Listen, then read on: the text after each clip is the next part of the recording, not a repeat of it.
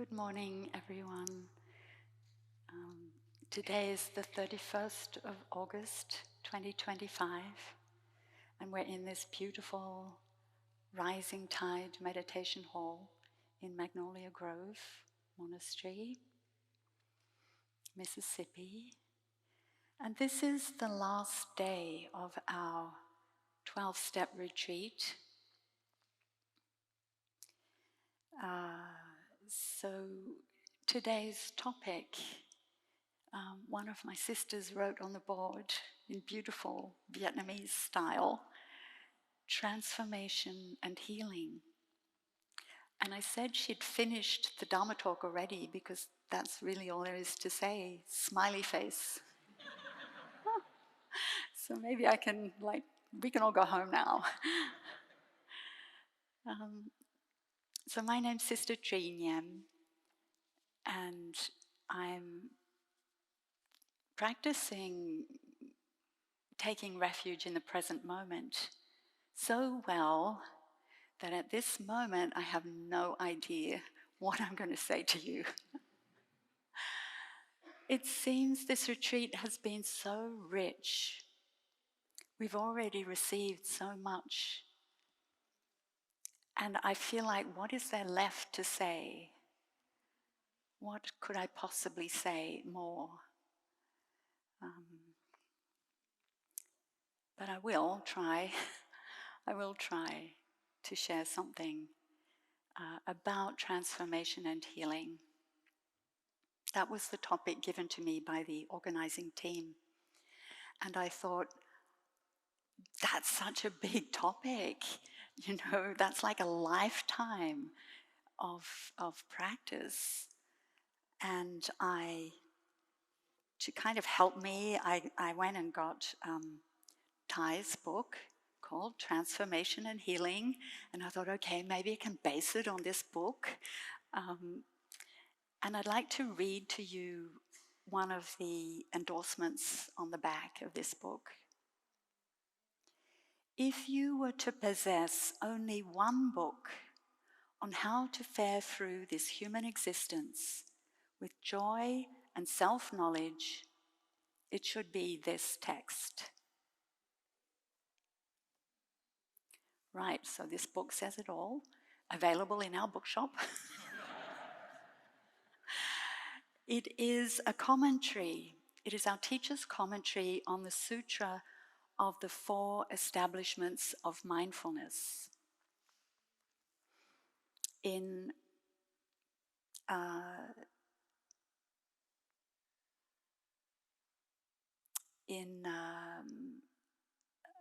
Sorry, I'm just having a blackout. Right, in Pali, it's called Satipatthana Sutta. And it basically means, if you break it up, so the sati is the mindfulness, satipatthana is the establishments, the four foundations of mindfulness. But before we get into that, so this book is, I don't want to put you off. It is an easy read, but it's a book that you need to read and reread, because we evolve in our practice and in our awareness. So the first time we read it, it might seem, okay, that's simple. I can do that. And then 5 years later, it's like, oh, hang on, can I do that? And then 15 years later, it's like, I can't do any of it. So I can really recommend this. And Thay, our teacher, discovered this text, this sutra, the Satipatthana Sutra, and the sutra on the full awareness of breathing, the Anapanasatisutta, later in his life, not when he was a novice.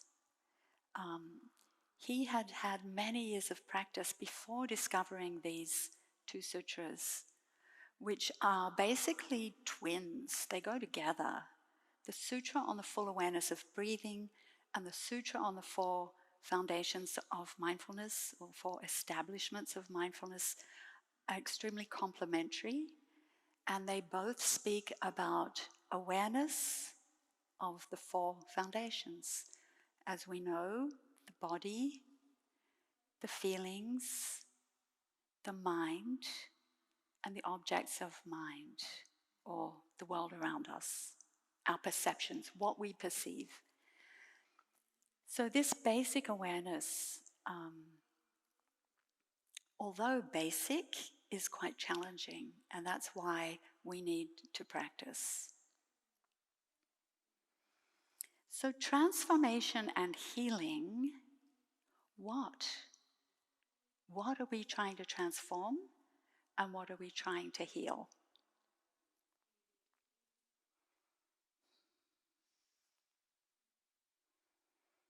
So we're hoping to transform our suffering, and we're hoping to heal our wounds. And all of us have wounds, and all of us have suffering. And every person alive, every living being, even the earth has wounds. So these 2 sutras help us along the path of what do I do? What do I need to do in order for transformation to happen? How can I heal my wounds? So I'd like to write on the board.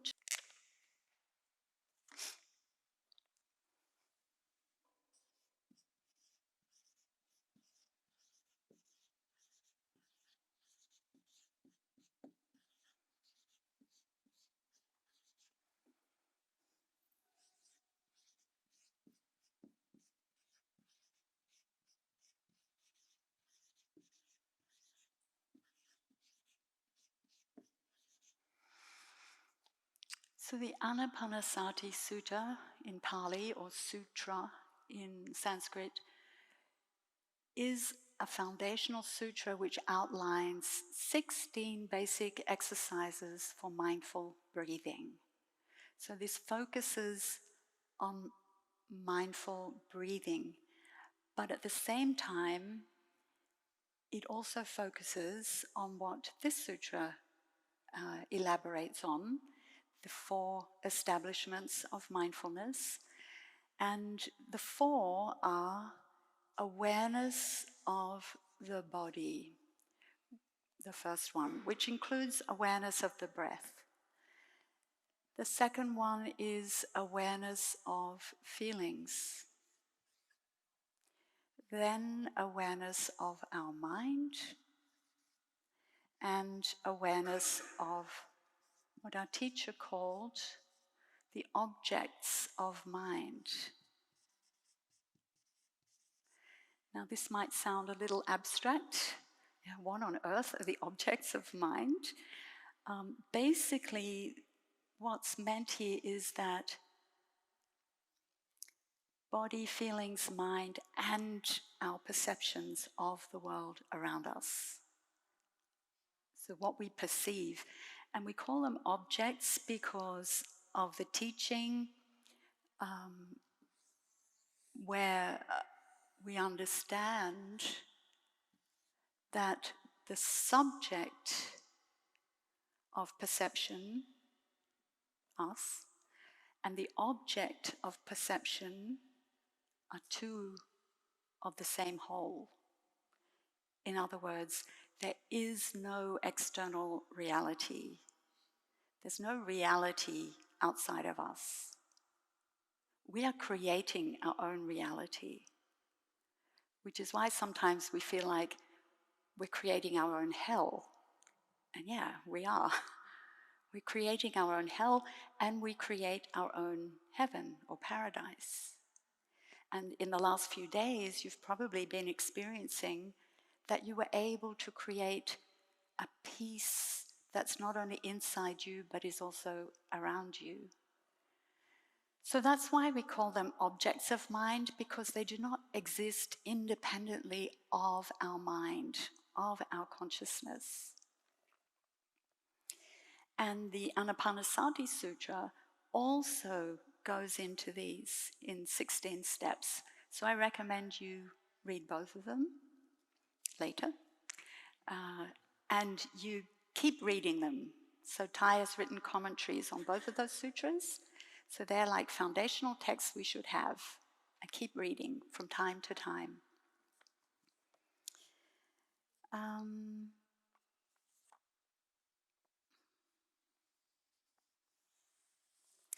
So, when we list it out like this, it seems like, great, easy, got it. First, I'm going to focus on awareness of body, then I'll move on. But when we think about it, let's just even start with the first one. Which parts of your body are you aware of right now? How aware are you of your body?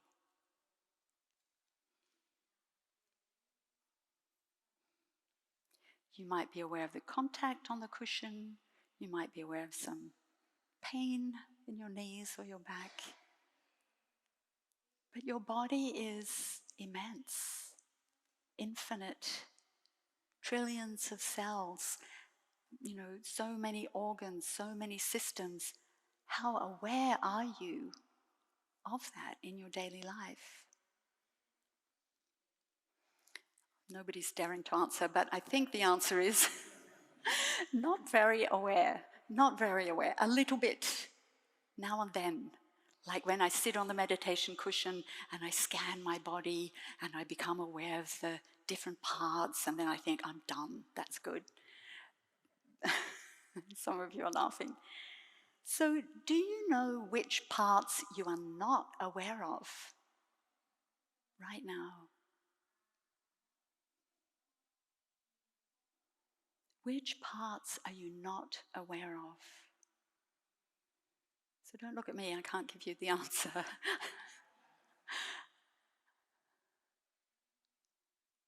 Did you think about your brain? Did you think about the neurons? You did, okay, good. Did you think about your spleen? Your adrenal glands? Yeah, okay. So there are so many. So there is an entire universe inside our bodies. And I once saw an exhibition where it started off with photographs of outer space with really powerful telescopes, and the stars were all really spaced out. There were very few stars and a lot of blackness. And then it kind of zoomed in until we came down to Earth, and then you saw somebody's arm. And then it went the other way with the microscope. And the stronger the microscope was, it became like the stars. It's like the more you go in, the further apart everything is. But we're not aware of it in our daily life. Or we might think of it now and then completely forget. So the Buddha said we should be able to identify all the parts of the body as if you had a sack of grain. I don't know, not a very good drawer, but you're pouring out a sack of grains and seeds. You're pouring them out onto the floor, and then you're sorting them. Oh, this is rice. This is sesame. This is wheat. This is rye. So we need to distinguish, we need to be able to identify all the different parts of our body. And one way, of course, of doing that is go to med school, study anatomy. But we don't need to do that. We can go inwards to feel inside the body. And that is the better way, to get in touch with all the parts inside.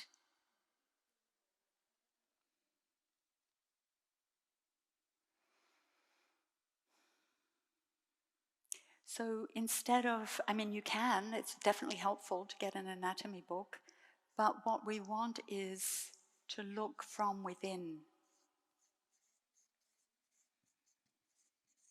Interoception.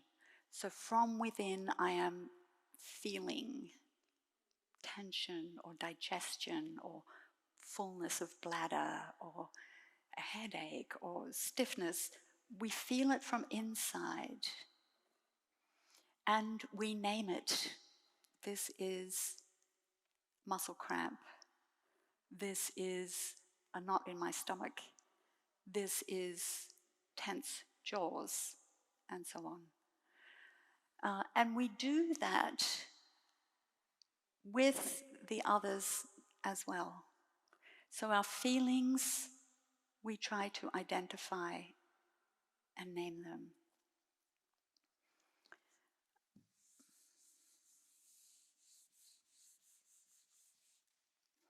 So broadly speaking, we have 3 different kinds of feelings: positive, negative, and neutral. Pleasant, unpleasant, or neutral feelings. It's already good if we can distinguish that. I think it's a neutral feeling, or no, it's a bit unpleasant, or it's a pleasant feeling. But it's better if we can name it, particularly when we're having strong emotions. We talked about this a lot in our groups, and very often anger, and also I think this was touched on in the Dharma talks. When anger comes up, anger has the potential to be a very destructive energy, a very hurtful energy. And most of us don't want to get angry, and we don't want to be angry with someone. And yet, boom, we get triggered and it's there. Right? It seems so quick I can't possibly intervene. And believe me, I've been working on it for a long time. And I still feel, oh my gosh, it's there again, and I couldn't catch it. For some things, it's easier than for others, but when it's really triggering something very, very deep inside, then the reaction, the response is very quick. So we need to be able to identify or name our feelings. And these days, luckily, in schools, in some schools, hopefully all schools, children are taught to identify: I'm angry, I'm sad, I'm bored, I'm irritated, I'm frustrated, I'm lonely. So we too need to learn how to identify, how to recognize our feelings. And that is the first step. And when we do that, transformation already happens. Some of the energy gets taken out of it. So if we're really angry and we can say, I am angry, that helps our anger to calm down. So that is already transformation. Then the second step would be to embrace.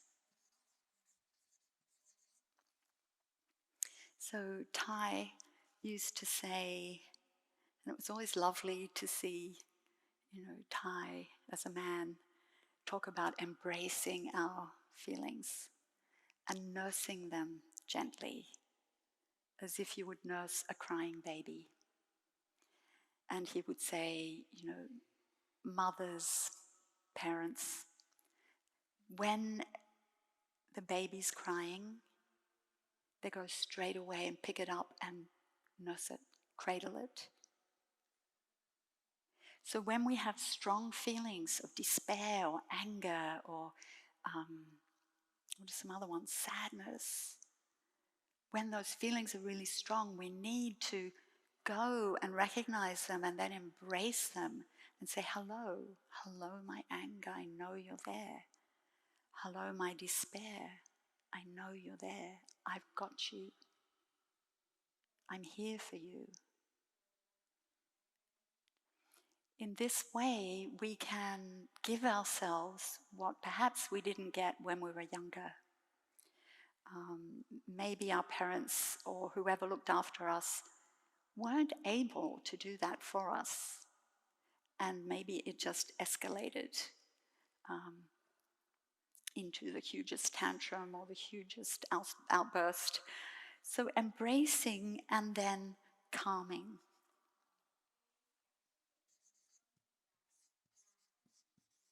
Calm our emotions down. And the way to do that is to calm down the body. Calm down the body, calms down the feelings. Which is why when you did total relaxation, I don't think any of you were angry, right? Scared or despairing. You were just, so blissful. Yeah? So calm the body in whatever way works for you. It could be sitting in meditation. It could be lying on the ground. It could be walking out in nature. So we break the contact with the thing that's triggering us. We put our whole attention inwards, bring it inwards to recognize the feelings, embrace them, not push them away, not say, no, I don't want to be like that. We embrace them. This is part of me. This is what's happening in me right now. And we calm ourselves, especially the heart and the breathing. So with belly breathing, deep breathing, with any kinds of exercises you may have learned in terms of your nervous system, how to help your nervous system to regulate. And when we do that, transformation takes place.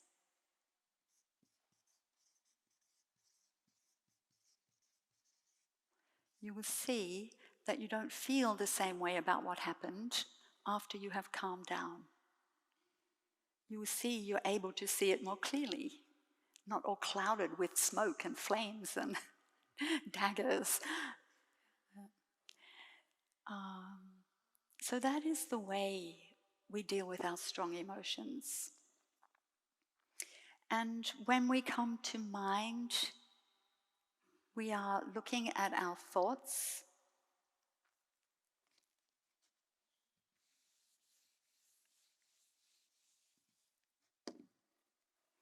Our thoughts, which also include our states of mind and also our beliefs.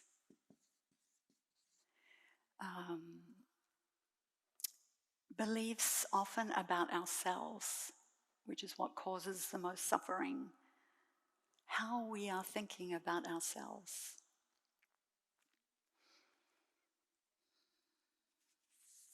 So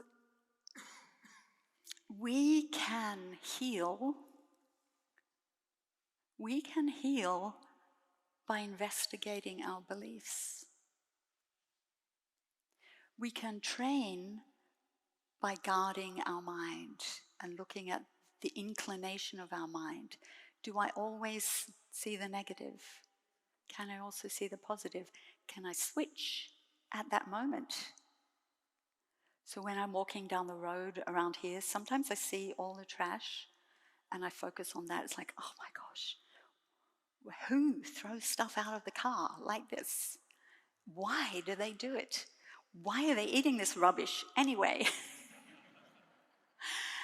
And when my mind is caught in that negative cycle, I'm making myself miserable. I'm not enjoying my walk. So as soon as I recognize that that's what I'm doing, I have a choice to switch to more positive thinking. So we can call it changing the peg, changing it's kind of gone through the ages. In Buddha's time, it was changing the peg, which was a wooden peg in a building. Then it became, in Thai's time, changing the cassette. Then it was changing the CD. And so I don't know what to say now. Change the what? The playlist? I don't know.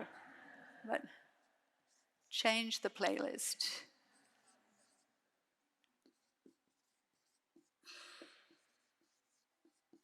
So we don't have to keep listening to the same awful songs that are pulling us down. We can choose to look up at the sky. Oh my gosh, which is what I did. It's like, oh, look what I'm doing. I'm not enjoying my walk. Boom, let me look at these beautiful trees. That blue sky, it's a perfect day. And then I enjoyed my walk. So it may not be easy. It may take some practice, but it is possible. Because if I can do it, you can do it, right?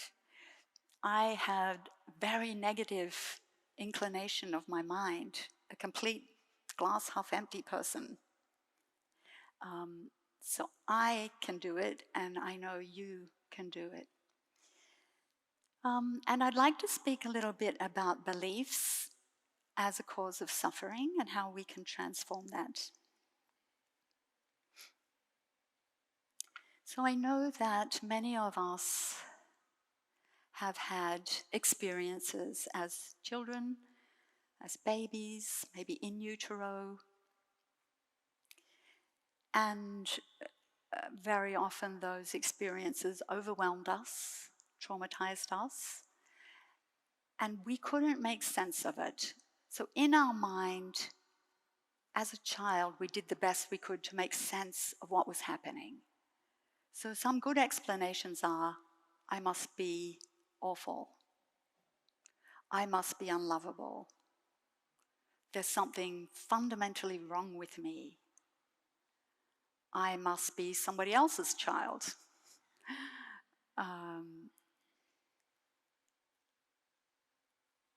I'm not good enough.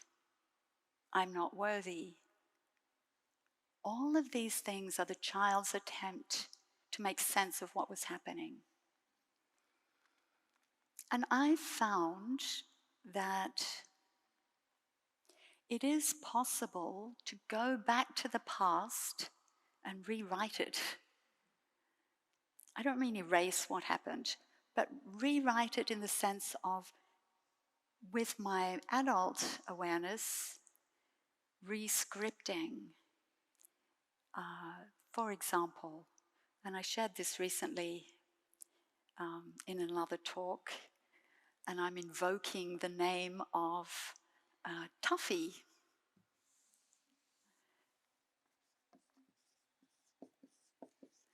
Tuffy was the name of the rag doll I got when I was 5. And Tuffy was a clown, had a huge smile, nose, eyes. Actually, the eyes looked like this. And this was white, red, black, black. And then this was pink wool for hair, and little body, and then really long legs. So I'm exaggerating here, but this is what it seemed like. Really long legs and these square feet. And then long arms and some hands like this, with the clown's frill.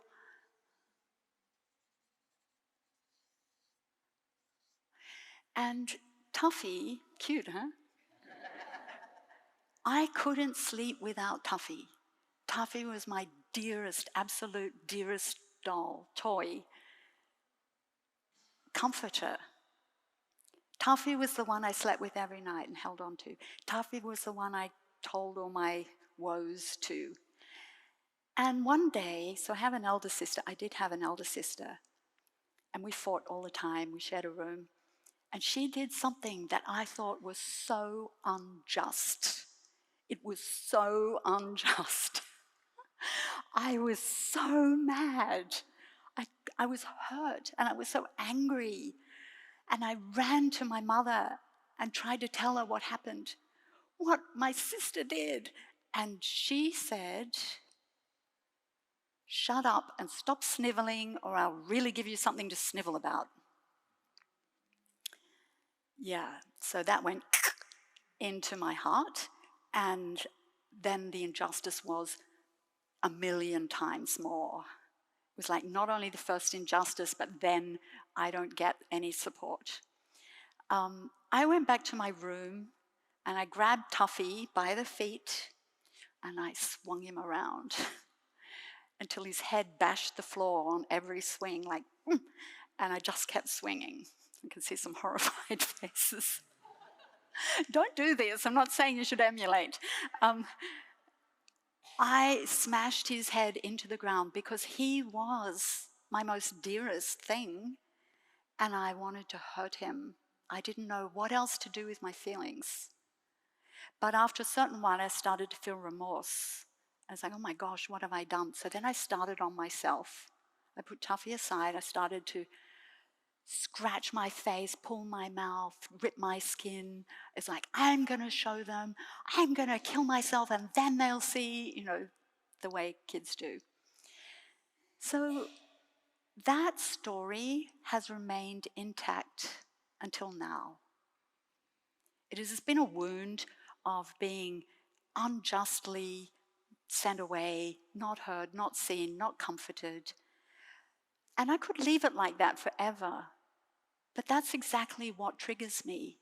When some other injustice comes up, it's boom, that 5-year-old is still there who wants to smash Tuffy.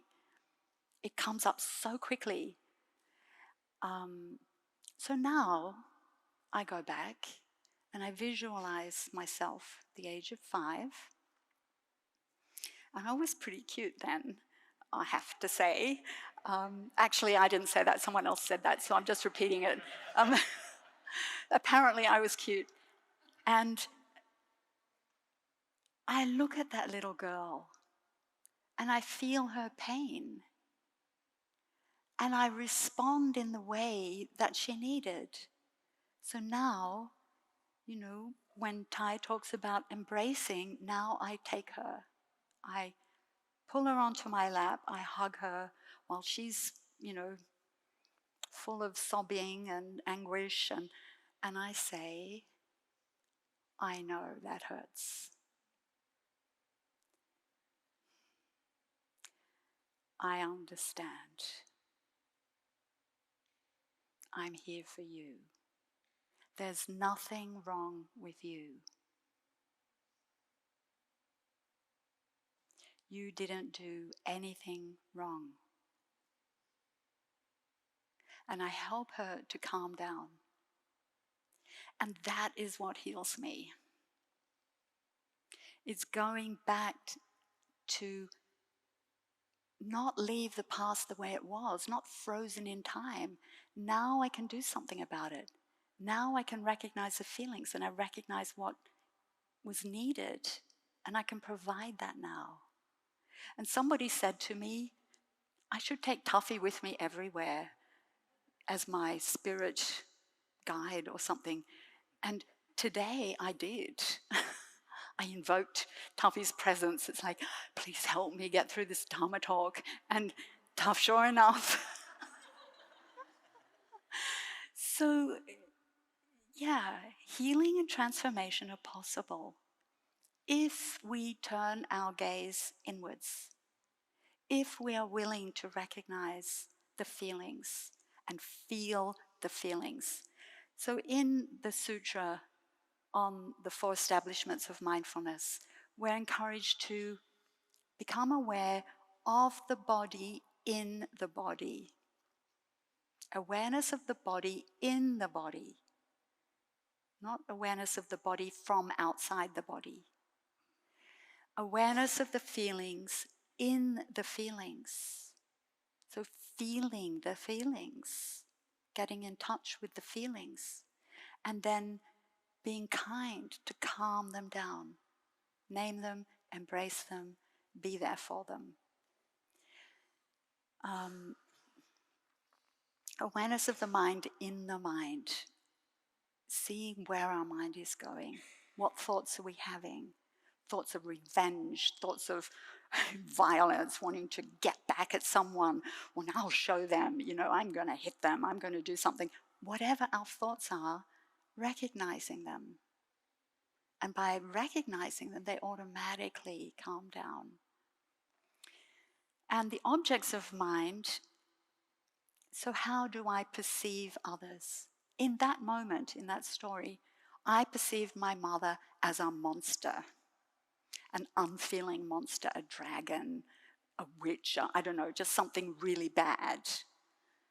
That was how I perceived her in that situation. But now I can look back and I can see, she must have been so overwhelmed. She didn't know how to deal with it. She was at the end of her tether. She didn't have the space. So now I can change this perception with my new awareness. And I'd like to continue there for a little bit.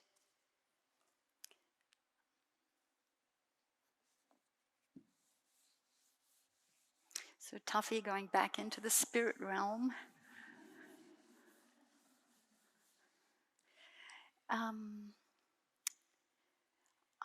So coming back to our beliefs, I thought I put that somewhere, I'm going to put it up again. Beliefs about ourselves. You earned it. You were clearly a bad child. You got what you deserved. Whatever we've archived. So I used to draw a drawing, maybe I'll just do it again. If this is us, what's this? If that's me, what's that? It's not my navel. Some people suggested. It's how much I know about myself. It's what I think I know about myself. And then if this is my mother, the same. That's what I know about her. Almost nothing. If this is your partner, ditto. Even though you live together. If this is your child, same thing. You don't know what's going on inside them. We know very little about their lived experience because they don't tell us, because they can't at that age. So in order to find out more about ourselves and about others, I'd like to draw a diagram that was first presented to me by a very dear mentor in France, Plum Village, France, Sister Gina, Sister True Wonder. And she presented it like this. This is us, and everyone has parents. And then, she added in siblings and friends, but I'm not doing that today. But you can imagine all the people that we're in contact with, right? It's a big web. Then our two parents also had two parents. And those parents also had two parents. And the same, going back.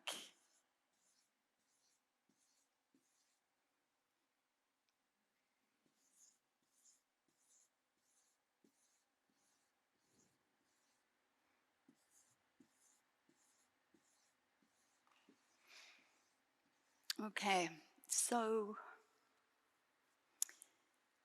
what we are has come from our parents. And there's a Zen koan which says, what was your face before your mother was born, or something like that. Let me just check. What was your face before your parents were born? That's a koan to get us to reflect. When did I arrive here? Did I arrive at the time of my birth? Was that when I began? On the day of delivery? So maybe we can say, maybe 9 months before, at the time of conception. Is that when I began? Where was I before my conception? I was in my mother's egg and I was in my father's sperm. And where was I before that? I was in the precursor cell that would later become my mother's egg when she was in her mother's womb. So there has never been a time when we didn't exist. It's just that at birth is the time we manifested in this form. So we can see that we didn't start here. We came through our parents and our grandparents and our great-grandparents. And if you know, and that scientists have proven, trauma, everything, but also trauma, can be proven to be passed down through 7 generations, at least. I mean, probably more. But with rodents, they have proven responses to trauma 7 generations later. So we have inherited everything from our ancestors.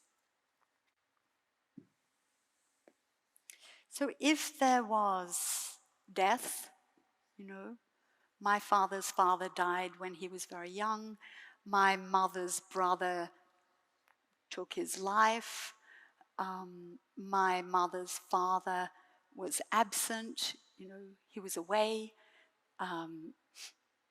Somebody here had violence, somebody here was killed in war. So war, violence, abuse, abandonment,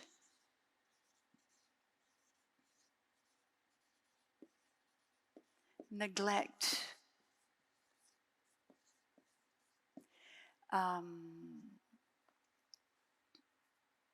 that covers a lot already, but I know there's a lot more.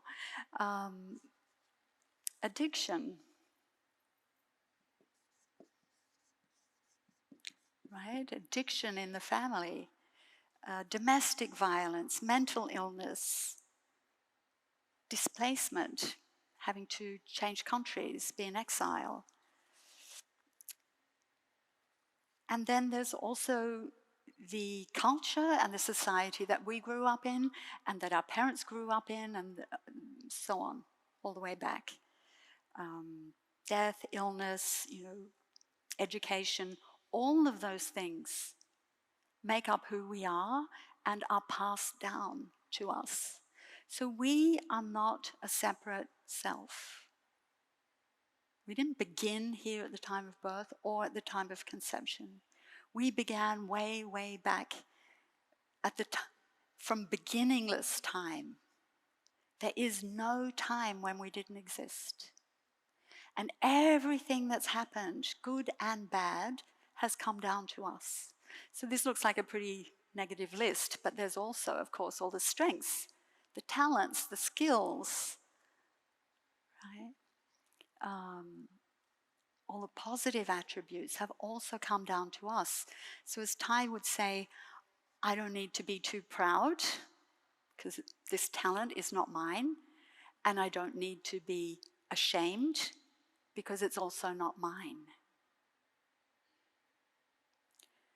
So how to free ourselves from that feeling of shame, of guilt, of not being good enough, unworthy, not lovable, and so on. And we can relieve some of that burden by knowing it didn't start with me. It's not all me, and it's not my fault. I have always done the best I could with the conditions I had. And the same is true for all of them. My parents did the best they could with the conditions they had. Their parents, and so on. The fact that it may not have been enough for us to grow up and flourish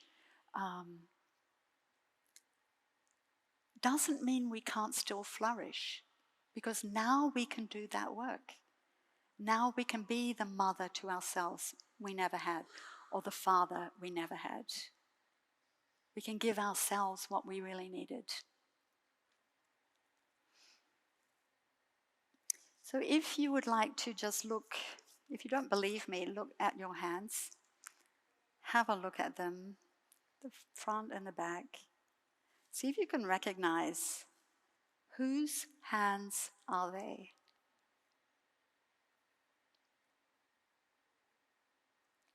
Whose hands are they?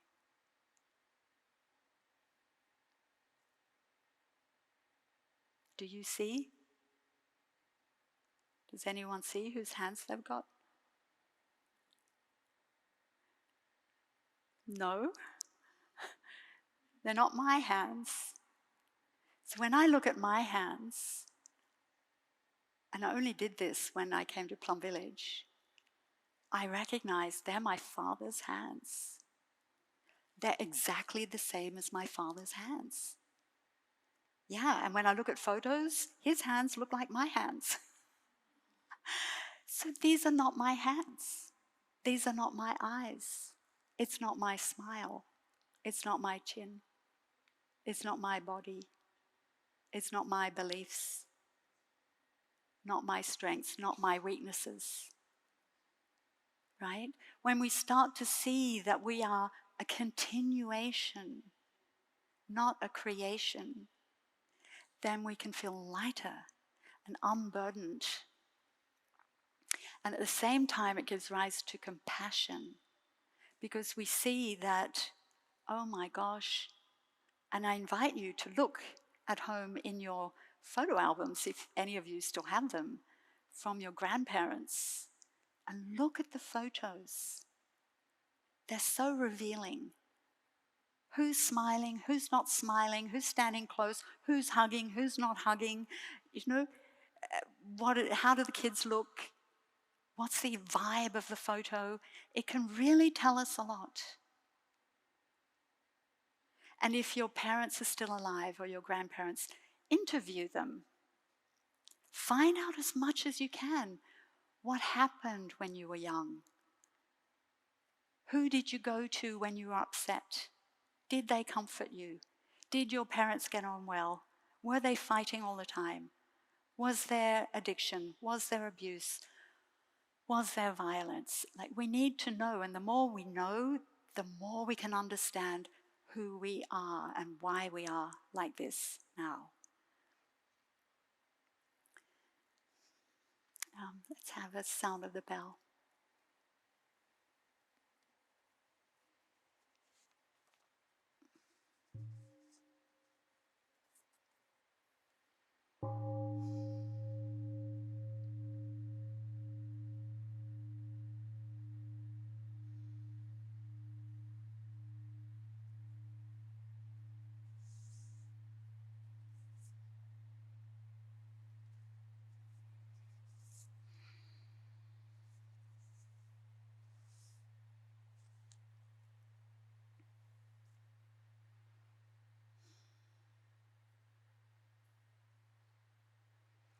So I'd like to invite you all now, if it feels safe for you,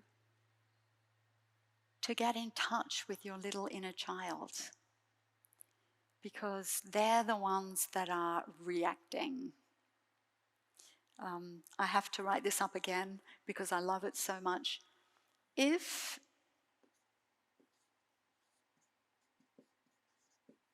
it's hysterical, it's historical.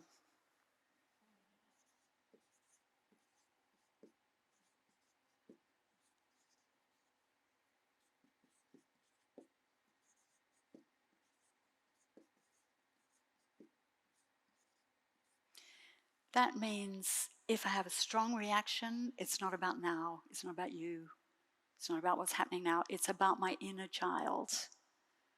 That me when I was little, me when I had Tuffy, me before I had Tuffy, me after I had Tuffy, me innocent, vulnerable, impressionable, needing love, needing safety.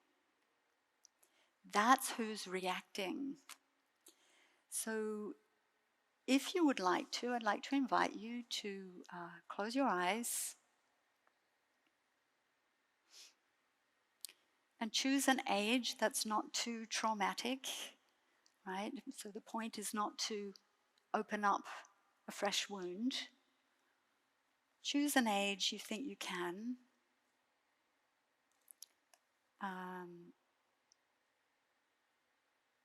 3 or 4 or 5 or 6.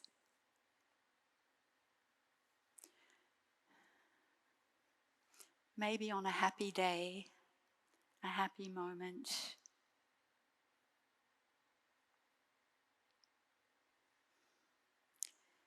See your arms, see your legs, your little toes, your hair, your little tummy.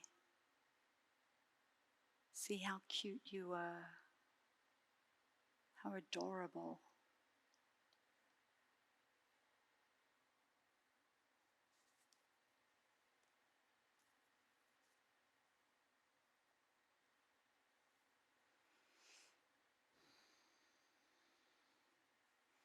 On a happy day, if you can't think of a happy day, make it up.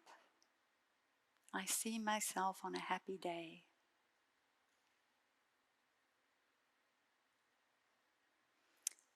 As I breathe in, I see myself as a young child.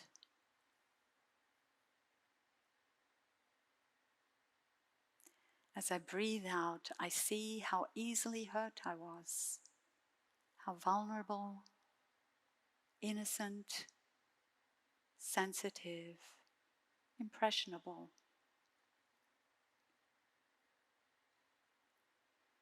I was soaking everything up like a sponge. If this gets too difficult for you, you can open your eyes, look around.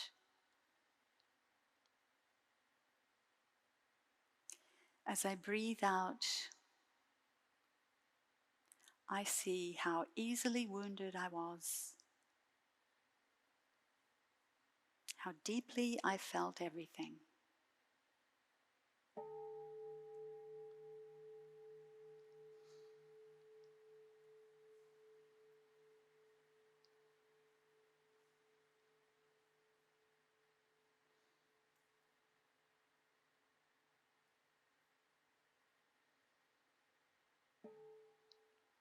As I breathe in, I see how happy I could be at the age of 5.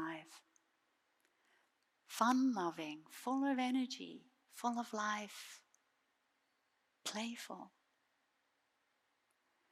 Breathing out, I smile to the joyful and playful 5-year-old in me. Full of life, playful.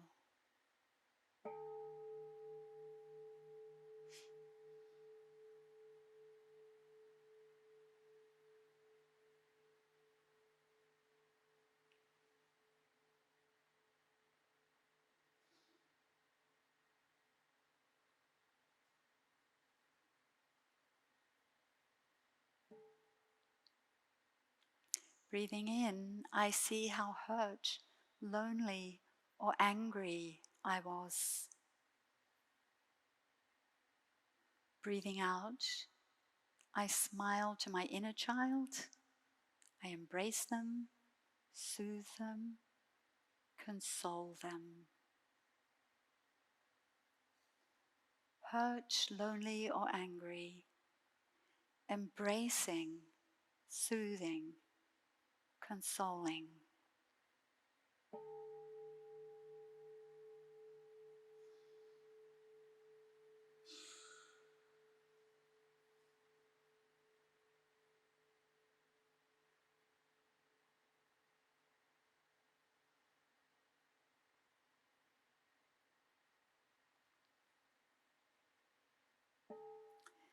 Breathing in, I'm aware that my inner child is still very much alive within me.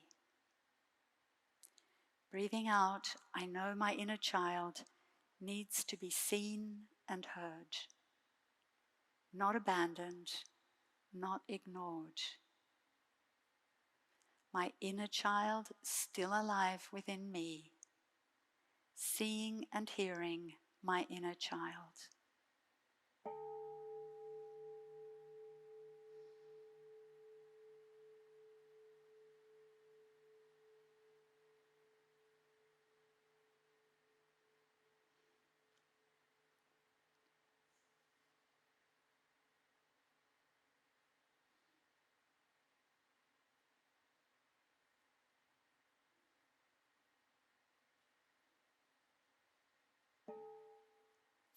Breathing in, I hold my inner child tenderly with love and compassion. Breathing out, I am here for you. Holding my inner child, I am here for you.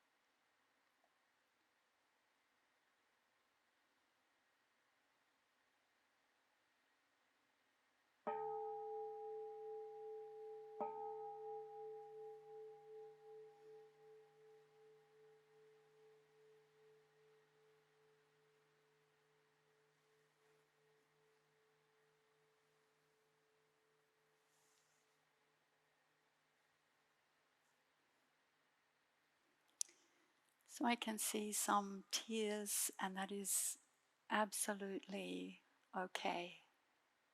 It's good. If we can touch our inner child and feel that tenderness, yeah, so well done. Could you turn to the person beside you or behind you? Just 2 minutes for both of you to share. How was that exercise for you? What came up? What was touched on? Not the whole story, just how you're feeling. Yeah. 2 minutes until the next sound of the bell.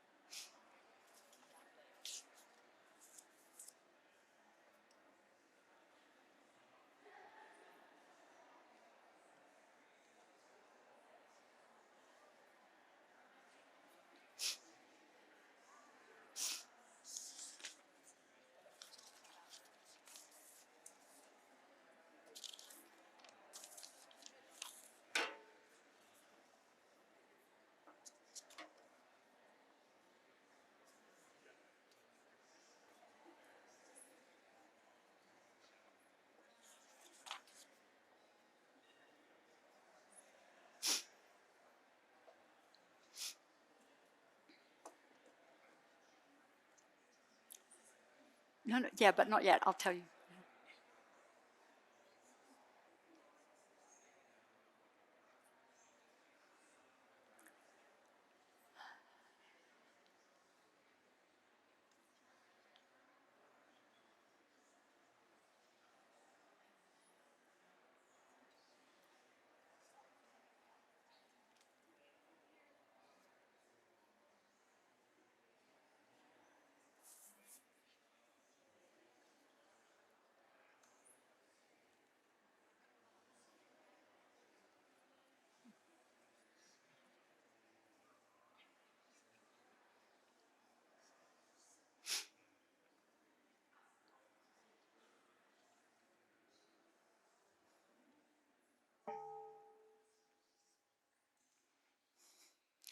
Wow, you're also well trained. We hope you take the mindfulness bell home with you. Not this big one, but we have smaller ones in the bookshop. I know this sounds like I'm pushing merchandise, but it's all in the name of providing helpful tools. So either a physical one or free download on the Plum Village app to help us come back to ourselves at regular intervals throughout the day. While I'm on merch, so we talked about this sutra and this book, Transformation and Healing, Sutra on the Four Establishments of Mindfulness. That's a commentary. But you can get the sutra, you just Google for it, or it's in the Plum Village chanting book. And as Sister Joy mentioned the other day, reconciliation, healing the inner child. This is also a book that we need to read again and again over the years. So I have a whole list of things that you could do, but we don't have time for it. So I'd like to finish here. What we just did, the inner child meditation, the 5-year-old child, please do that with, as your object, your mother or your father or whoever brought you up, your grandparents, in order to gain more understanding, more insight. You know, as a child we didn't understand, but now we can look deeply to gain more insight. And compassion. This question.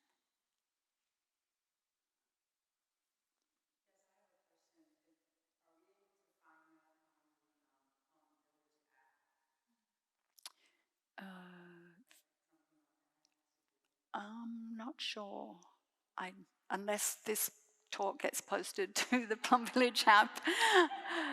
But maybe this talk will be posted to our YouTube channel at some point. Yeah. Thank you. That was an easy question. I was kind of getting scared. I was waiting for the, but what if? Okay. So this is the kind of work we need to do for ourselves. Remember, we don't know a lot about what's inside. We need to keep digging, keep investigating, and the same thing for those who have caused us harm, who have hurt us without wanting to, or mostly without knowing it. Yeah. So to finish off today, oh sorry, another question.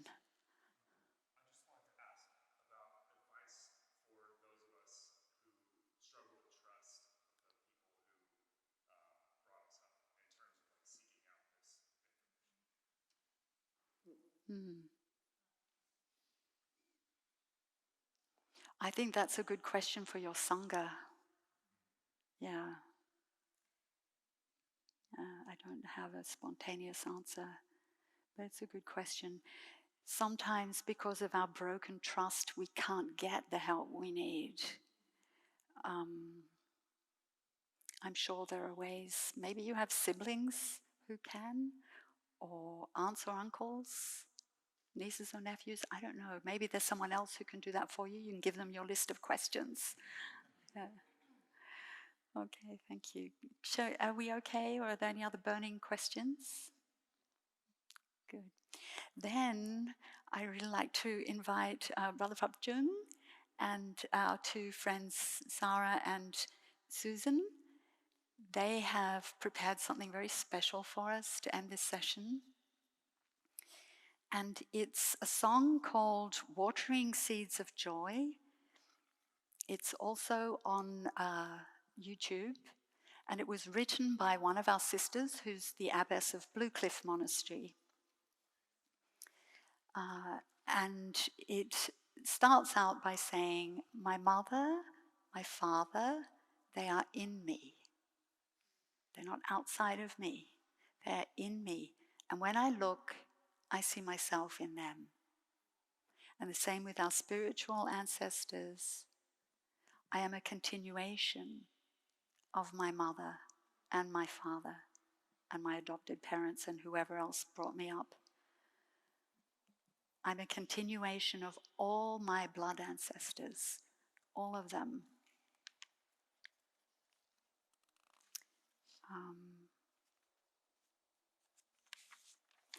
And it is my aspiration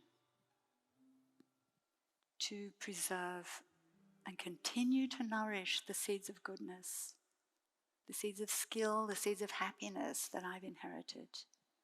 And it's also my desire to recognize the seeds of fear and suffering that I've inherited, and bit by bit to transform them. So thank you. Yeah.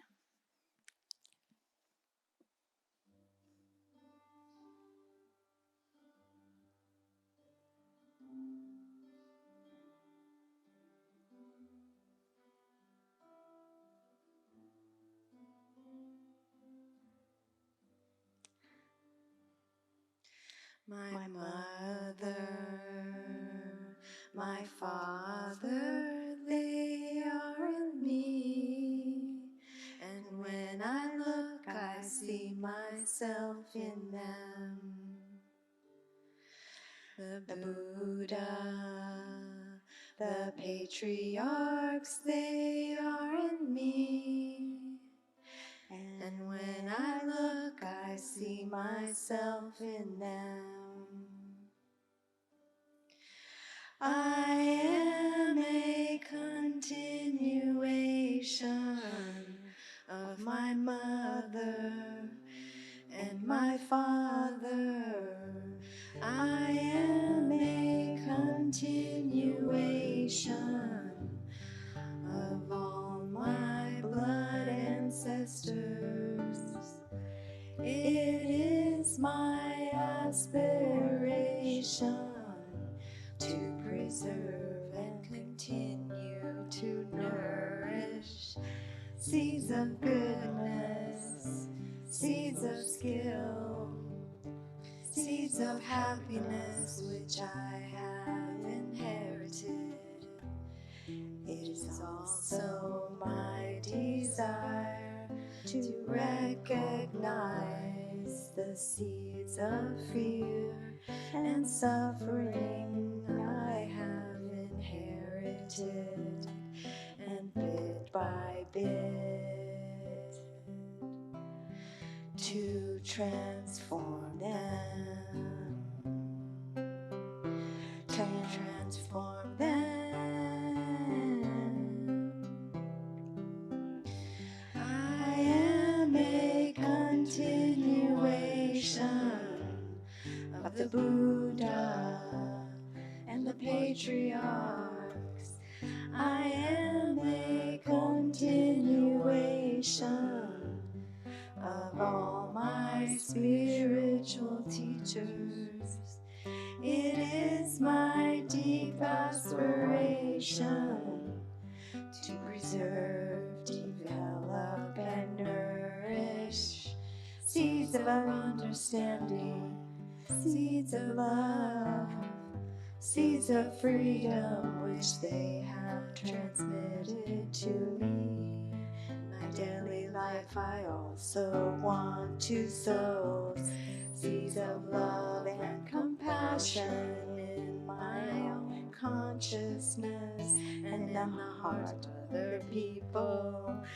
I am determined not to water seeds of craving, aversion, and violence in me.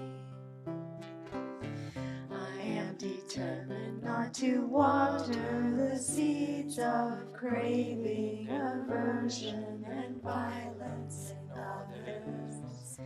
With resolve and with compassion, I give rise to this aspiration. May my practice be an offering of my heart.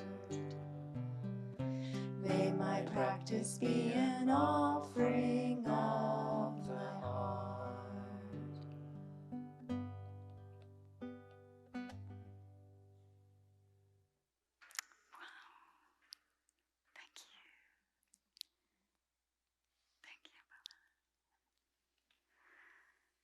Oh, so beautiful. That definitely watered my seeds of joy, and I hope yours too. I forgot for our friend's question that you can find the 5-year-old child meditation on the Plum Village app. If you'd like to listen to it, there's one by Thai, and I think there are some other ones. And in the book of guided meditations, there are also meditations for us to get in touch with our 5-year-old child or our 6-year-old or 4-year-old. Yeah. So thank you everybody for being here. Thank you for watering your seeds of healing and transformation. And on behalf of the community, we really wish you happy continuation. And may you not only transform and heal, but may you heal your ancestors too. Yeah, thank you.